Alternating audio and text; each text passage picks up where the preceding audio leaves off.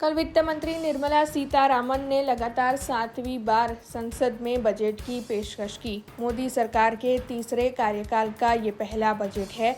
तब कल के इस बजट में युवाओं पर ज्यादा जोर दिया गया है। इसी के साथ कई बड़े बड़े ऐलान भी साल 2024-25 के बजट के तहत किए गए हैं। तब आपको बता दें कि वडोदरा के मशहूर सीए समीर परीख की ओर से भी मोदी सरकार के तीसरे कार्यकाल के पहले बजट को लेकर अपनी प्रतिक्रिया दी गई है। तो आइए उनसे सुनते हैं उनका इस बार के बजट पर क्या कहना है। સૌપ્રથમ તો નાના પ્રધાને જે આ બજેટ રજૂ કર્યું છે એક ઇતિહાસ કહેવાય, કારણ કે 7મી વાર સતત નાના પ્રધાને બજેટ રજૂ કરનારા એક પહેલા નાના પ્રધાન કહી શકાય।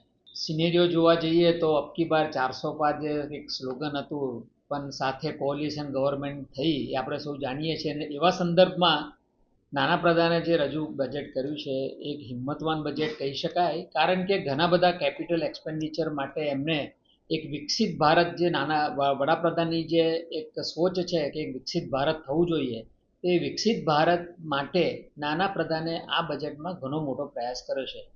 પણ સાથે સાથે એટલું કહું તો મધ્યમ વર્ગ અને પેન્શનરો માટે બહુ જ લિમિટેડ છૂટ આપી છે, અને જે છૂટ આપી છે એ વાર્ષિક કદાચ 17,500 રૂપિયા જેવો ટેક્સ બચે છે। અધરવાઇઝ કોઈ એવા મેજર ચેન્જીસ નથી કે જે મધ્યમ વર્ગ અથવા પેન્શનરોને એમાંથી લાભ થાય।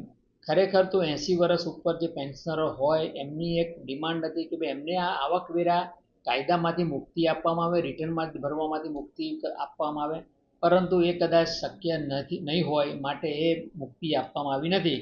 પરંતુ 30%નો સ્લેબ 15 લાખ ઉપર કર્યો છે, એક આવકારદાયક છે। અને સાથે સાથે નવી ટેક્સ રિજીમમાં હવે 100% લોકો જાય એટલા માટે એમાં જે સ્લેબ રેટ વધાર્યા છે અને ટેક્સ રેટ ઘટાડ્યો છે એક આવકારદાયક છે।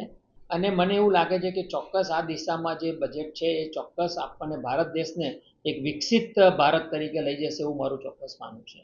हमसे जुड़े रहने के लिए हमारे YouTube चैनल को सब्सक्राइब करें और नई वीडियो की नोटिफिकेशन के लिए बेल आइकॉन को दबाएं।